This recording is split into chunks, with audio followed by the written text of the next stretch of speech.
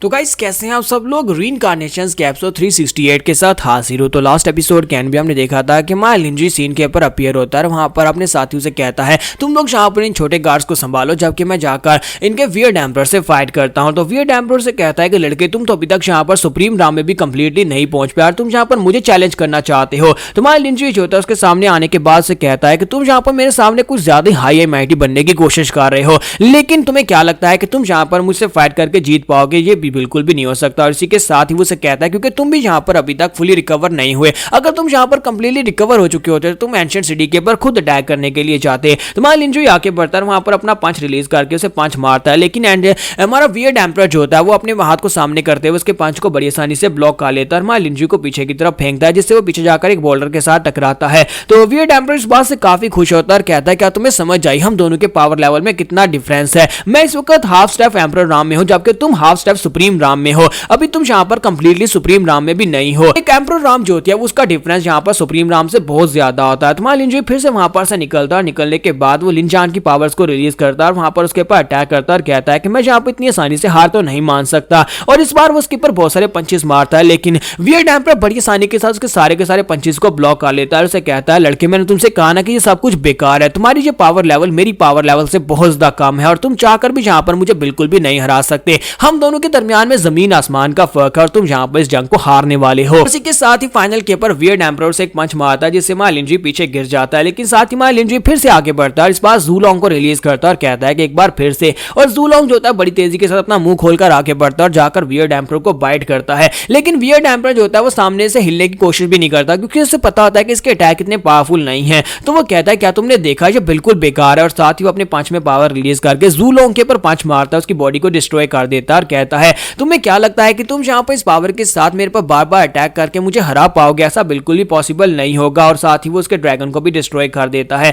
तो हमारा लिंजी जो होता है पीछे गिर जाता है। तो फिर से हमारा वियर्ड एम्परर जो होता है वो अपने हाथ में भाला बनाता है, वो अपनी एनर्जी के साथ एक भाला निकाल कर कहता है कि तुम यहाँ पर मेरा टाइम वेस्ट कर रहे हो, चलो ठीक है अब यहाँ पर तुम्हारे मरने का वक्त आ गया। और इसी के साथ वो अपने भाले को सामने की तरफ फेंकता है, वो बड़ी तेजी के साथ उड़ता हुआ हमारे लिंजी की तरफ आके बढ़ता है। जैसे वो लिंजी के करीब पहुंचता है हमारा लिंजी टेलीपोर्ट करके उसके पीछे पहुंच जाता है, पीछे पहुंचने के बाद से पंच मारने लगा है। वियर्ड एम्परर से कहता है मैंने तुमसे कहा ना कि जो बिल्कुल बेकार है, और वो सामने से हटता नहीं है, लेकिन जैसे उसके मुंह के ऊपर पंच पड़ता है वो पंच बहुत ज्यादा जबरदस्त होता है, जिसकी वजह से वियर्ड एम्परर उड़ता हुआ पीछे जाकर गिरता है। वो उठता है और खड़े होकर कहता है ऐसा कैसे हो गया, तुम्हारे पंच के अंदर ये पावर कहां से आई, ये कैसे हुआ, ये पॉसिबल नहीं है। तो मा लिंजी से कहता है कि मैंने अभी तो यहाँ पर शुरुआत की है। तो ये देखने के बाद वो काफी ज्यादा हैरान होता है। वियर्ड एम्परर कहता है तो अब मुझे समझ आया कि तुम कमीने लड़के यहाँ पर कर क्या रहे हो, तुम यहाँ पर मेरी एनर्जी मेरे यानी कि मैं तुम्हारे ऊपर अटैक कर रहा था, तुम मेरी एनर्जी को एब्जॉर्ब कर रहे थे, तुमने यहाँ पर मेरे पहले वाले सारे अटैक्स को एब्जॉर्ब कर लिया, तुम यहाँ पर एम्परर राम में पहुंचने की कोशिश कर रहे हो। मुझे लगता है कि तुम इंसान जहां पर अपनी घटिया चालू से बाज नहीं आओगे। लिनजान यानी कि तुम्हारे एंसेस्टर ने जहां पर तुम्हारे लिए कुछ पावर्स छोड़ी हुई थी जिनको तुम यहां पर एब्जॉर्ब करके स्ट्रॉन्ग बनने की कोशिश कर रहे हो। मा लिंजी से कहता है कि मैंने यहां पर एक स्पेशल टेक्निक को यूज किया जिसे स्टार डिवावरिंग टेक्निक कहा जाता है। तुमने जब यहां पर अटैक किए मैंने उन सभी अटैक्स की एनर्जी को एब्जॉर्ब कर लिया, यानी कि अब मेरे पास यहां पर काफी एनर्जी आ चुकी है। और साथ ही वो उसी के भाले को उसकी तरफ वापस फेंकता और कहता है कि ये लो तुम्हारे स्पीयर को मैं तुम्हारी तरफ वापस फेंकता हूं।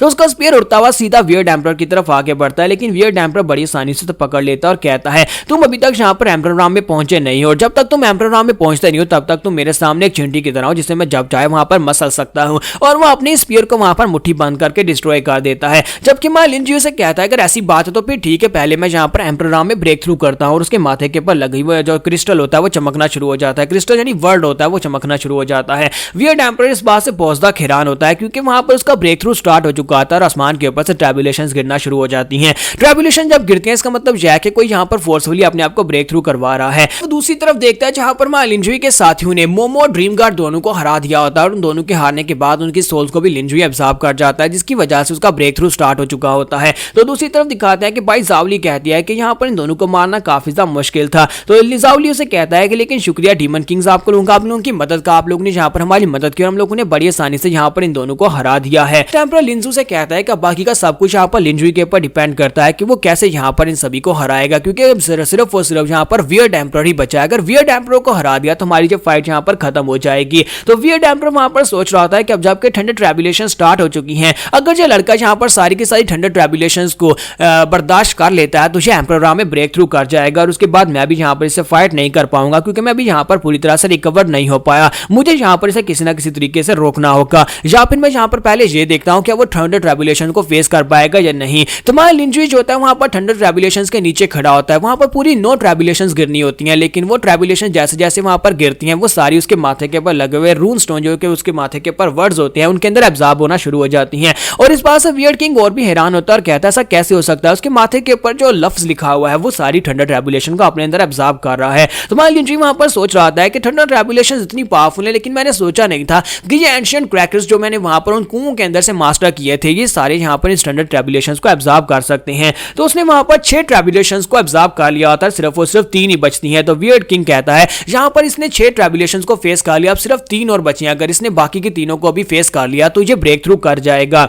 इसी के साथ ही जब वहां पर 7वीं ट्रैबुलेशन गिरती है तो माय लिंजुई अपने पास से अपना टोकन निकालता है और 7वीं ट्रैबुलेशन को भी वहां पर फेस कर लेता है। तो एंशिएंट एम्परर जो होता है इस बात से काफी ज्यादा गुस्सा होता है और कहता है कि मुझे लगता है कि यहाँ पर कुछ बुरा होने वाला है, क्योंकि ये यहाँ पर बाकी की 2 को भी फेस कर लेगा तो मुझे यहाँ पर आगे बढ़ना होगा। मैं जाकर इसको डिस्टर्ब करता हूँ, क्योंकि अगर उसे डिस्टर्ब करने के लिए ये आगे बढ़ेगा तो वहां पर ह्यूमनली ट्रैबुलेशन गिरेगी जो कि बहुत ज्यादा पावरफुल होने वाली है, जिसकी वजह से वो भी इफेक्टेड होगा। तो वो कहता है यहाँ पर रिस्क लेना जरूरी है, अगर मैं यहाँ पर आगे बढ़कर उसको डिस्टर्ब करता हूँ तो हो सकता है कि मैं उसे ब्रेक थ्रू करने से रोक सकूं। इसके साथ ही वो जंप करते हुए ट्रैबुलेशंस के अंदर चला जाता है। वो ट्रैबुलेशंस के अंदर जाता है तो माय लिंजुई से कहता है मुझे लगता है कि तुम यहाँ पर इतना सब्र नहीं रख पाए, तुम यहाँ पर वहां पर खड़े होकर देख नहीं पाए, क्योंकि तुम्हें पता है कि मैं यहाँ पर ट्रैबुलेशंस को फेस करके ब्रेक थ्रू कर लूंगा, इसी वजह से तुम यहाँ पर रिस्क ले रहे हो, तुम रिस्क लेकर मेरे पर अटैक करने के लिए आए हो, हालांकि तुम्हें पता है कि तुम्हारे ऊपर भी ट्रैबुलेशंस गिर सकती हैं। वियर्ड एम्परर जो होता है पंच मारने के लिए आगे बढ़ता है और कहता है अगर मैं यहाँ पर तुम्हें ये करने से रोक लेता हूँ और यहाँ पर तुम्हें मार डालता हूँ तो फिर अगर मैं थंडर ट्रैबुलेशन से मर भी जाऊं तभी मैं यहाँ पर जीतने वाला हूँ, कि मेरे क्लैन के लोग यहाँ पर सर्वाइव कर जाएंगे, तुम्हारे क्लैन के लोगों में इतना पावरफुल कोई भी नहीं जो उन्हें रोक सके। तो यहाँ पर हमारी एपिसोड 368 का एंड हो जाता है। तो एपिसोड की एक्सप्लेनेशन अच्छी लगी हो तो कमेंट करके जरूर बताइएगा और वीडियो को लाइक करना मत भूलिएगा। Thank you.